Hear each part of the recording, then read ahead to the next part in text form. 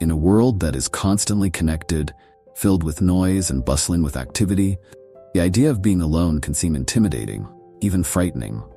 Society often glorifies social interaction and equates being alone with loneliness, sadness, or inadequacy. However, the art of being alone challenges this narrative by presenting solitude not as something to be feared, but as an opportunity for growth, self-discovery, and inner peace. The book explores how solitude, when embraced, can lead to a richer and more fulfilling life. It encourages readers to view alone time not as a sign of isolation or rejection, but as a sacred space where one can connect with their true self. By shifting our perspective on solitude, we can learn to enjoy our own company, find joy in quiet moments, and ultimately cultivate a deeper sense of inner peace and contentment. In this summary, we will take you through the key insights and practices from the art of being alone, helping you understand the profound benefits of solitude and guiding you on a journey towards self-love, inner peace, and creative fulfillment. Chapter 1: Understanding Loneliness. The first chapter of The Art of Being Alone delves into the concept of loneliness, a feeling that many of us have experienced at some point in our lives. Loneliness is often misunderstood as merely the absence of other people, but the book explains that it is much more complex than that. Loneliness is a state of mind, a sense of disconnect, of being misunderstood, or of lacking meaningful connection, even when surrounded by others. The book highlights the difference between loneliness and solitude. Loneliness is a negative emotional response to being alone, characterized by feelings of emptiness, sadness, and longing for connection. Solitude, on the other hand, is a positive state of being alone, where one feels content, peaceful, and fulfilled in their own company. Chapter explores the root causes of loneliness, which can include a lack of self-acceptance, unresolved emotional wounds, and societal pressures that stigmatize being alone. It also discusses how technology and social media, while connecting us in many ways, can exacerbate feelings of loneliness by creating a false sense of connection and fostering a culture of comparison. Understanding loneliness is the first step toward transforming it into solitude. The book encourages readers to confront their feelings of loneliness head-on, rather than avoiding them or masking them with distractions. By acknowledging and understanding these feelings, we can begin to heal the emotional wounds that contribute to loneliness and move toward a more positive relationship with solitude. Key takeaway from this chapter is that loneliness is not simply a result of being alone, but a reflection of our inner state. By addressing the underlying causes of loneliness, we can begin to transform it into a fulfilling and enriching experience of solitude. Chapter 2: The Benefits of Being Alone. Chapter 2 explores the numerous benefits of spending time alone, which are often overlooked in a society that prioritizes social interaction. The book argues that solitude offers a unique opportunity for self-discovery, personal growth, and creative expression, benefits that are difficult to achieve when we are constantly surrounded by others. One of the primary benefits of being alone is the ability to connect with oneself on a deeper level. When we are alone, we have the space to reflect on our thoughts, emotions, and experiences without external distractions or influences. This self-reflection allows us to gain clarity about who we are, what we want, and what is truly important to us. It also provides an opportunity to process our emotions, heal from past experiences, and develop a stronger sense of self-awareness. The book also discusses how solitude can enhance creativity. Many artists, writers, and thinkers have found that their most profound insights and creative breakthroughs occur during periods of solitude. When we are alone, our minds are free to wander, explore new ideas, and make connections that might not be possible in the midst of social interaction. Solitude provides the mental space needed for deep thinking and creative problem-solving. Another benefit of being alone is the opportunity to recharge and replenish our energy. Social interactions, while enjoyable, can be draining, especially for introverts or those who are sensitive to external stimuli. Solitude allows us to retreat from the demands of the outside world and focus on self-care. It provides a chance to rest, relax, and rejuvenate, helping us to maintain our emotional and physical well-being. The chapter also touches on the importance of independence and self-sufficiency. Spending time alone teaches us to rely on ourselves for happiness and fulfillment, rather than depending on others. This sense of independence is empowering and can lead to greater confidence and resilience in all areas of life. Key takeaway from this chapter is that solitude offers numerous benefits, including self-discovery, creativity, and rejuvenation. By embracing alone time, we can enhance our well-being and lead a more fulfilling and authentic life.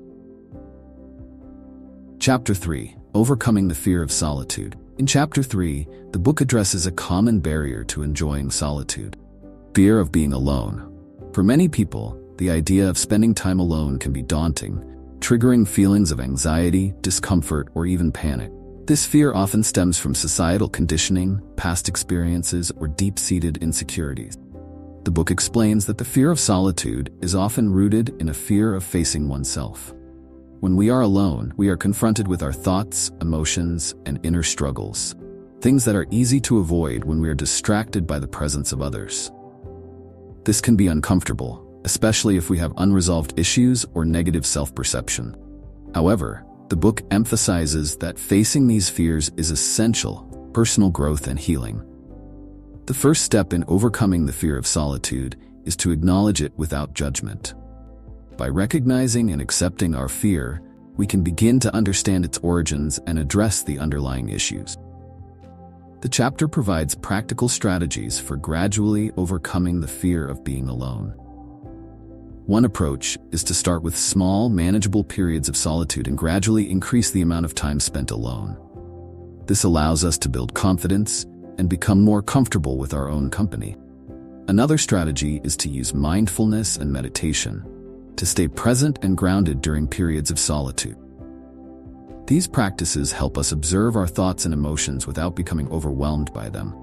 By cultivating a mindful awareness of the present moment, we can learn to find peace and contentment in solitude. The book also suggests reframing our perspective on solitude. Instead of viewing it as a lonely or isolating experience, we can choose to see it as an opportunity for self-care, self-discovery, and personal growth. By changing the way we think about being alone, we can transform fear into curiosity and appreciation. The key takeaway from this chapter is that overcoming the fear of solitude is a process that requires patience, self-compassion, and practice. By facing our fears and gradually increasing our comfort with being alone, we can unlock the many benefits of solitude and develop a deeper sense of inner peace. Chapter 4. Building a relationship with yourself. Chapter 4 focuses on the importance of building a strong and healthy relationship with yourself, which is the foundation for a fulfilling experience of solitude. The book argues that just as we invest time and energy into building relationships with others, we must also invest in our relationship with ourselves.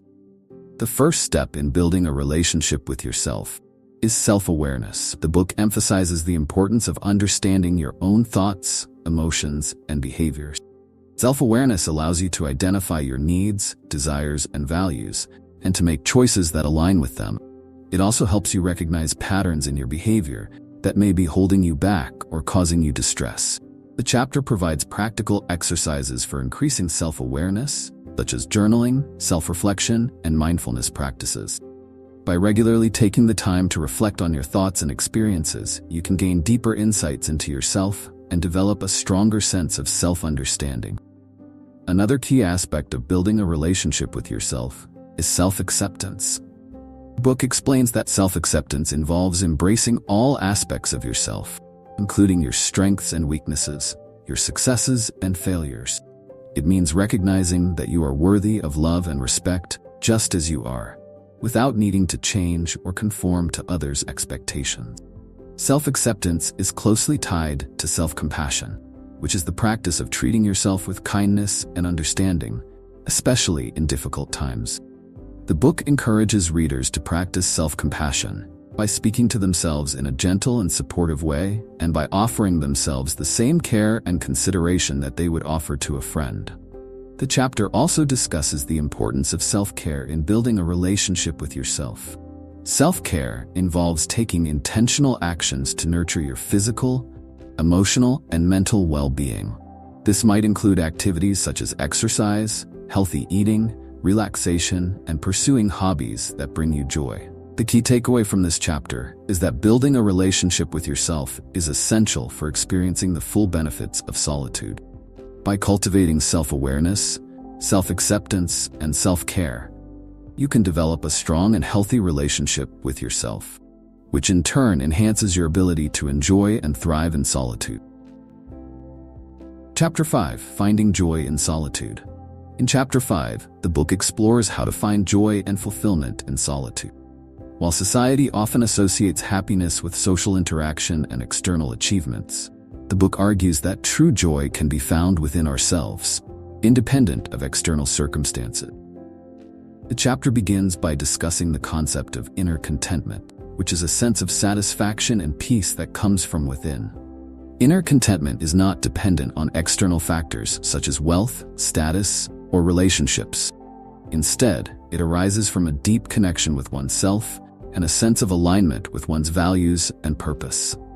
One of the ways to cultivate inner contentment is through mindfulness and presence.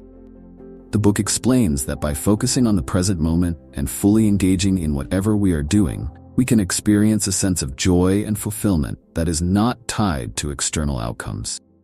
Whether we are taking a walk in nature, enjoying a cup of tea, or simply sitting in silence, we can find happiness in the simple pleasures of life. The chapter also explores the idea of flow, which is a state of deep immersion and enjoyment in an activity. Flow occurs when we are fully absorbed in something that challenges us and engages our skills, such as a creative project, physical activity, or a hobby. The book encourages readers to find activities that bring them into a state of flow, as these activities can provide a deep sense of joy and fulfillment in solitude. Another way to find joy in solitude is by embracing gratitude. The book suggests practicing gratitude by regularly reflecting on the positive aspects of your life and expressing appreciation for the things that bring you joy. By focusing on what you have rather than what you lack, you can cultivate a more positive and fulfilling outlook on life. The chapter also discusses the importance of finding meaning and purpose in solitude. The book explains that when we have a sense of purpose, we are more likely to experience fulfillment and joy in our lives, even when we are alone. The book encourages readers to explore their passions, interests, and values, and to find ways to align their actions with their sense of purpose. The key takeaway from this chapter is that joy and fulfillment can be found in solitude when we cultivate inner contentment, embrace mindfulness, and pursue activities that bring us into a state of flow. By focusing on the present moment, practicing gratitude, and finding meaning and purpose in our lives, we can experience a deep sense of happiness that is independent of external circumstances. Chapter 6: The Healing Power of Alone Time. Chapter 6 delves into the healing power of alone time and how solitude can be a powerful tool for emotional and psychological healing. The book explains that in the quiet and stillness of solitude, we can create a space for self-reflection, emotional processing, and healing. The chapter begins by discussing how alone time allows us to process our emotions and experiences. When we are constantly surrounded by others or distracted by external stimuli, it can be difficult to fully acknowledge and process our emotions. Solitude provides the space and time needed to sit with our feelings, explore them, and understand them on a deeper level. The book also explores how solitude can help us heal from past traumas or unresolved emotional wounds. In the quiet of solitude, we can create a safe space to revisit and process these experiences without the distractions or judgments of others. By allowing ourselves to fully feel and express our emotions, we can begin to heal and release the pain that we may have been carrying for years. Another aspect of the healing power of solitude is the opportunity to reconnect with our true selves. The book explains that in the busyness of everyday life, we often lose touch with our authentic selves and become disconnected from our inner wisdom and intuition. Alone time allows us to quiet the noise of the outside world and tune in to our inner voice, helping us to gain clarity and insight into our true desires, needs, and values. The chapter also discusses the role of self-compassion in healing. The book encourages readers to practice self-compassion by treating themselves with kindness, understanding, and patience during difficult times. By offering ourselves the same care and support that we would offer to a loved one, we can create a nurturing environment for healing and growth. Key takeaway from this chapter is that solitude can be a powerful tool for emotional and psychological healing. By creating a space for self-reflection, emotional processing, and self-compassion, we can heal from past wounds, reconnect with our true selves, and cultivate a deeper sense of inner peace and well-being. Chapter 7. Navigating Relationships as an Independent Person. Chapter 7 explores the challenges and rewards of navigating relationships as an independent person who values solitude. The book emphasizes that while relationships are an important and fulfilling part of life, it is equally important to maintain a sense of independence and to prioritize alone time for self-care and personal growth. The chapter begins by discussing the importance of setting boundaries in relationships. The book explains that setting boundaries is essential for maintaining a healthy balance between social interaction and solitude. Boundaries help protect your personal space and time, allowing you to recharge and focus on your own needs without feeling overwhelmed or drained by the demands of others. The book provides practical tips for setting and communicating boundaries in relationships. For example, it suggests being clear and direct about your need for alone time and explaining to your loved ones why it is important for your well-being. It also recommends finding ways to compromise and negotiate so that both your needs and the needs of your loved ones are met. Another important aspect of navigating relationships as an independent person is cultivating self-sufficiency. The book explains that self-sufficiency means being able to rely on yourself for your happiness, fulfillment, and emotional well-being. While relationships can provide love and support, it is important not to become overly dependent on others for validation or self-worth. The chapter also discusses how to maintain meaningful connections with others while prioritizing solitude. The book encourages readers to seek out relationships that are supportive, respectful, and aligned with their values. It suggests focusing on quality over quantity and nurturing deep and meaningful connections rather than seeking out superficial social interaction. The key takeaway from this chapter is that navigating relationships as an independent person requires setting boundaries, cultivating self-sufficiency, and seeking out meaningful connection. By maintaining a balance between social interaction and solitude, you can build healthy and fulfilling relationships while also prioritizing your own well-being. Chapter 8. Turning Loneliness into Creativity. In Chapter 8, the book explores how to transform feelings of loneliness into creative expression. The book argues that solitude can be a powerful catalyst for creativity, providing the time, space, and focus needed to explore new ideas, express yourself, and bring your creative visions to life. The chapter begins by discussing the connection between solitude and creativity. Many of history's greatest artists, writers, and thinkers have found that their most profound insights and creative breakthroughs occurred during periods of solitude. When we are alone, our minds are free to wander, explore new ideas, and make connections that might not be possible in the midst of social interaction. The book encourages readers to embrace their alone time as an opportunity to tap into their creative potential. It suggests setting aside regular periods of solitude to engage in creative activities such as writing, painting, music, or any other form of artistic expression that resonates with you. By dedicating time to your creative pursuits, you can turn loneliness into a productive and fulfilling experience. The chapter also discusses the importance of experimentation and play in the creative process. The book explains that creativity thrives in an environment where you feel free to explore new ideas without fear of judgment or failure. It encourages readers to approach their creative projects with a sense of curiosity and openness, and to allow themselves to make mistakes and learn from them. Another key aspect of turning loneliness into creativity is finding inspiration in solitude. The book suggests using your alone time to connect with nature, explore new environments, or simply observe the world around you. By immersing yourself in the present moment and paying attention to the details of your surroundings, you can find inspiration in the simple pleasures of life. The key takeaway from this chapter is that solitude can be a powerful source of creativity and inspiration. By embracing your alone time and dedicating it to creative pursuits, you can transform feelings of loneliness into a productive and fulfilling experience and bring your creative visions to life. Chapter 9. Cultivating Inner Peace. Chapter 9 focuses on the importance of cultivating inner peace as a foundation for a fulfilling and meaningful life. The book explains that inner peace is not just the absence of conflict or stress, but a deep sense of calm, contentment, and harmony that comes from within.